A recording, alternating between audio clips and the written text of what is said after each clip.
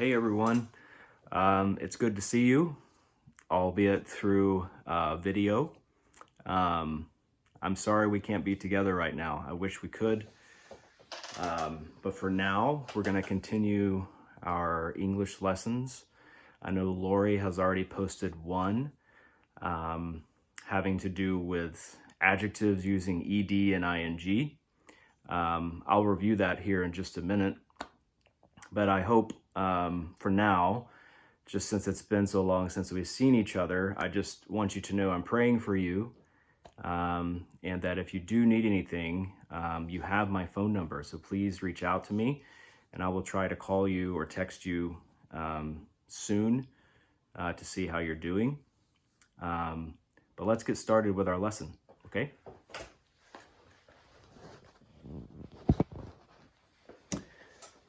Okay, well, let's get started with just a brief introduction, just a few minutes of reviewing adjectives that end in ed and ing.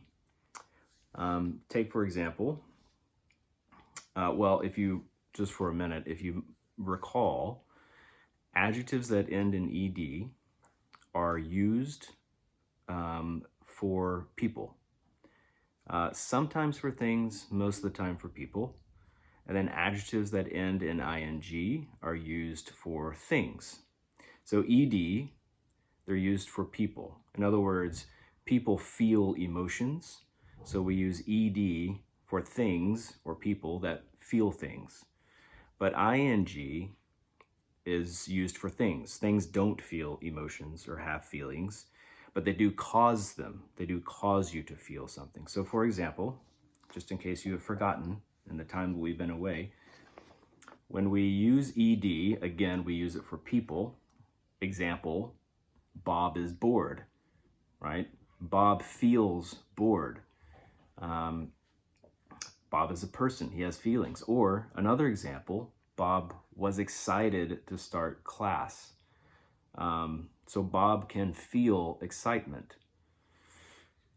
On the other hand, ing, right? We use this for things. So things don't have emotions, but they do cause them. So Bob's job, the job is a thing. The thing is boring. Bob's job is boring. But Bob's class is exciting. So it's not that the class feels excitement, but the class causes excitement for Bob. So Bob's class, the thing, the class, is exciting. Okay? That's just a brief review. We've covered that many times now. So I just wanted to cover that just so we know where we've been. It's been a number of weeks since we've been in class. And again, Lori has already created a video just reminding you of all those. But just before we get started on the new lesson today, I wanted to touch base on that so that we can pick up where we left off. Let's move on to our lesson for today.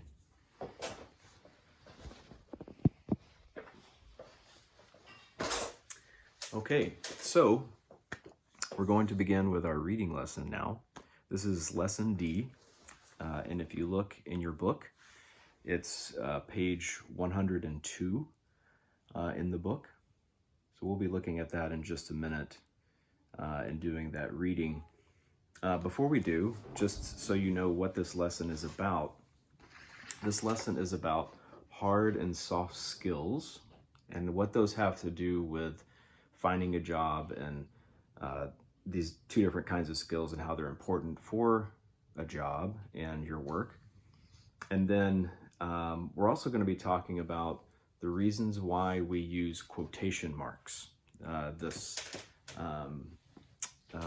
punctuation mark that we use, and how they're useful for understanding how they're used in reading, but then also it will apply to writing as well at a later time.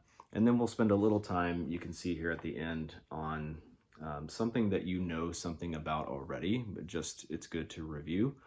Prefixes and the roots of words, and why it's good to know those and how it can help you build your vocabulary so that even if you don't know what a word means, you can guess, which is an important skill to have, is learning how to guess what words mean, even when you don't know, and using clues that are available to you so that you can guess and guess well. Okay, so let's take a minute, and what I would like you to go ahead and do is, first of all, if you look at the top of the page here on 102, just think about those two questions. If you look at those for just a minute, it says, what are some skills, such as following directions, that are necessary for most jobs? And then what special skills do you have? So if you think about it, think about skills that a cook might need. If you want to cook in a restaurant, well, you have to know how to cook. If you want to be a mechanic, then you have to know about belts and how an engine works. You have to know something about brakes and the ignition or the starter in a car, or an alternator or batteries, whatever it may be. You need to know how those things work. Those are skills. But there are also other kinds of skills, and I'm going to go ahead and let you guess what those are. Those are soft skills, and I don't want to tell you too much because the reading is going to cover these, and I want you really to read about it and figure those out. But just know that those first set of skills I was talking about, how to cook, how to, mechanics knowing something about batteries and the belts and cars and brakes, those are all hard skills. But there's another set of skills that you need to be a good employee and a good worker. But you'll find out what those are in the reading. So what I want you to do right now is to take a few minutes, go ahead and do the reading just like we always do in class. Circle the words you don't know. Look them up. I'm not going to be there with you right now to kind of go over those, but use your phone, use Google to look up those words, and unless you have a good dictionary at home, and figure out what those words mean. Also, don't forget, you guys are advanced enough in your English that you can guess what a word means based on the context. Don't forget context. Remember the words surrounding the word, or the sentence that word is in can help you guess the meaning of the word you don't know. So this is a good opportunity, while we're not in class together, to make use of that skill that you've learned, and guess the meaning of certain words, okay? But go ahead and read this, just like we always do in class. Read it, take some time, and then I'm going to come back in a few minutes, and we're going to spend some time talking about the reading, and talking about, actually what I'll do when we come back is I will read it, just like we always do. Sorry about that. And you follow along, and just listening to me read it, okay? So take a few minutes and read, and we'll be back in just a minute.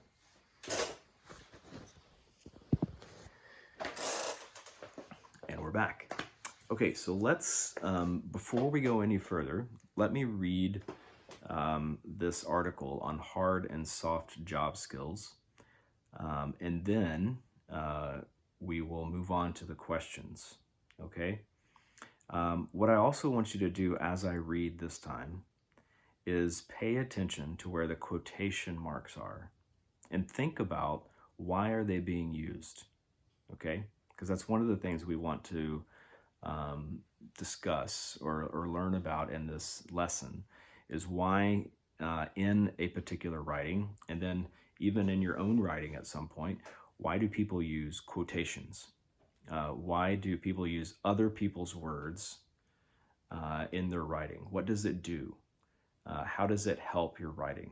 Okay, so follow along as I read again, and listen to me read, and then we'll move on from there and talk about some questions to make sure you understood what you've read and now what you've heard, okay? Hard and soft job skills. Sam Sarawong has been working as an automotive technician at George's Auto Repair for over 5 years. Today was a special day for Sam, a 35-year-old Thai immigrant, because he received the Employee of the Year award. According to Ed Overton, Sam's boss, Sam received the award because he's a great people person and he has superb technical skills. I even have him work on my own car. Sam has two kinds of skills that are necessary to be successful and move up in his career: soft skills and hard skills. Soft skills are personal and social skills. Sam gets along with his coworkers. He has a strong work ethic. In 5 years, he has never been late or absent from work. Customers trust him. Hard skills, on the other hand, are the technical skills a person needs to do a job. Sam can repair cars, trucks, and motorcycles. He learned from his father, who was also a mechanic. Then he took classes and got a certificate as an auto technician. Soft and hard skills are equally important, but hard skills are easier to teach and assess than soft skills. People can learn how to use a machine and then take a test on their knowledge. However, it's harder to teach people how to be cooperative and have a good work ethic. George Griffith, the owner of George's Auto Repair, explains, "I've been working in this business for over 30 years, and most of the time when I've needed to fire someone, it was because of weak people skills, not because they didn't have technical abilities. Soft skills and good technical knowledge are a winning combination, and today, Sam Sarawong was the winner." Now, I hope that helped. Again, just for you to hear me read it. Again, pay attention to those words you don't know, and I really want you to think about, because I'm going to move on to the next section. Think about how the quotations were used, okay? Notice, in fact, go to the very end, right there, okay? At the end of the reading, in case you can't see it. The quotation is from George Griffith. He's the owner of the auto shop. And notice why they used the quotation from him. The point that the reading makes, the article makes, is that it's harder to teach people to be cooperative and to have a good work ethic. Now, if you haven't realized already, I'm jumping ahead a little bit from the questions. That is a soft skill, to be cooperative. That is to work with other people and to make other people feel comfortable around you, not to fight with other people, to help other people. That's what it means to be cooperative and to have a good work ethic. Good work ethic is important. That means you work hard, you are on time, you try to be there every day, maybe even when you're sick, but you're a hard worker, you're a good worker. That's a good work ethic. Those are soft skills. And what, if you didn't notice, the reading is pointing out is you can't really teach those to people. You can teach people how to be a good mechanic or to change tires on a car, but you can't teach people to be cooperative or to be kind to other people. So notice how they use the quotation at the end. There's quotation marks, and it says, "However, it's harder to teach people how to be cooperative and have a good work ethic." George Griffith, the owner of George's Auto Repair, explains, and then notice the quotation, "I've been working in this business for over 30 years, and most of the time when I've needed to fire someone, it was because of weak people skills." That means they're not good with people. "Not because they didn't have technical abilities."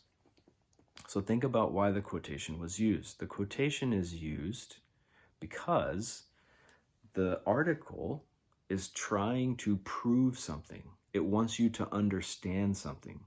It's trying to explain something more. So it uses the quotation to show its point. And what's the point again? The point is, it's harder to teach people soft skills. It's harder to teach people how to be cooperative, how to work hard. So they use the quotation from the owner of the auto shop, George, to prove that, to show you that, to help you understand. And what does he say? He says that when he has fired people in the past, it wasn't because they weren't good mechanics, because they weren't good with their hands. It's because they did not have people skills. They did not have the soft skills that they needed. Okay, so let's move on now. We're going to go on to the next page. If you look on page 103, go ahead and look at the questions at the top of the page here. These are the questions to check your understanding. Read through those and see how well you understand the reading, okay? And then we'll be back in just a minute.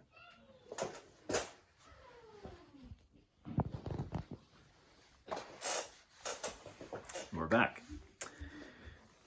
So hopefully you had a chance to look over the questions. Let's go over those briefly. I'm sure you got them all, but just to check what your understanding was, let's see what you learned from the reading. It says, according, number one, to Sam Sarawang's boss, why did Sam get the Employee of the Year award? Well, if you go back to the reading, it had to do with his soft skills. It did not have really much to do, well, it did have something to do with his hard skills. But his boss says here in the first paragraph, because he's a great people person and he has superb technical skills. So it's both. Hard and soft skills are the reason why he got Employee of the Year.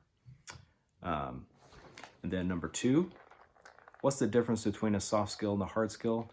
We've already talked about that, but again, just to remind you, hard skills are those things you have to learn to do a job. So again, to be a mechanic, you have to know something about batteries, how to change a battery out, how to change tires, how to change belts on the engine, how to change spark plugs, all those technical things you have to know. But then soft skills, they're people skills. How well do you do with other people? Do you fight a lot with other people? Do you make them uncomfortable? Or do you make them comfortable? And do you make them want to work with you? You're cooperative. Number three, it says find two quotations in the reading, underline them, and what's the purpose of the quotation? That's a very good question. Remember I was asking you before we read, try to understand why the quotation is used. So again, if you just go back to the end of the reading, that quotation from George, the owner of the auto shop, it was used to prove something, right? To show something. He's trying to say, or the article again is trying to say that the reason, or I'm sorry, it's harder to teach people soft skills. You can teach them the hard skills, but not the soft one. And so George, the auto shop owner, the quotation is used from him to prove that, to explain that. And he says that he's not really fired people because of their hard skills, but because of their people skills. But then another example, if you go back to the beginning of the reading, that first quotation about Sam, it says Sam was named the Employee of the Month. And then it says, according to Sam's boss, Ed Overton, it was because, and notice that word because. Because is an explanation word. It means after the word because is going to be a reason.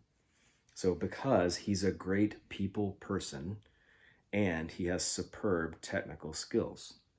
Okay, so that quotation is used to give a reason, to explain, just like the other ones. Okay. And then number four, which example shows that Sam has a good work ethic? That was here in this next paragraph. it says right here, he has a strong work ethic. In 5 years, he has never been late or absent from work. That's an example of a good work ethic. That explains why he has a good work ethic. He's not late, he's not absent, okay? And then 5, we've already talked about this again. Why is it easier to teach hard skills than soft skills? We've already talked about that a little bit, but again, soft skills are people skills. It's up to the person to learn those, right? That's not something you really learn in school. They can be taught as you grow up in a particular family, in a particular community. You can learn these skills, and sometimes people don't. And that's not always their fault. Sometimes they have a very hard life. But they are not, when you come into a job, when you start a job, soft skills are not something that you learn on the job. You need to already have them. So it's important to understand that as you have a job or you look for a job. And then 6, according to what George Griffith says, do more workers lose their jobs because of weak soft skills or weak hard skills? We've already talked about that. It's because of the soft skills. And then number 7, do you agree with George Griffith? Why or why not? You just think about that. Do you think that's true? Do you think people lose their jobs because they don't have people skills more often than because they don't have technical skills? They don't know how to do their job? Just something important to think about. Okay. Now I don't want to take too much of your time, so I'm just going to end with this and just ask you to review this. Okay. You can see my answers here on the build your vocabulary. Just review those. Okay. The prefixes and the root words. You know from learning English in previous levels what these prefixes mean. Number 1, when it says re, it means again. Co, so we were using that word cooperative a lot, right? That means with or together. So if you're cooperative, operative, like working together with someone. Or auto, if auto is at the beginning of the word, it means self. So automotive or automatic, all of these words related to itself. That means if something is automatic, it does the job itself, right? And then roots of words too. Tech, right? The meaning of that root is skill or art. Super, like that word superb, which you might not have known in the reading, means over or above, like great, right? And then EQU, like equally, that means equal, right? If you see that at the beginning of a word, you'll know that two things are alike and not different. So just spend some time with those words. Try to learn those words this week. Obviously, we don't have a vocabulary test because we're not together. But what I would ask you to do is to find those words here from the reading and learn them if you don't know them. The first one is repair. The second one is cooperative, which we've used. And then automotive, which you probably know. And then technical. And then for number 5, super is superb. And then number 6 is equally, which you probably know as well. But if there's one or two there you don't know, just spend some time trying to use them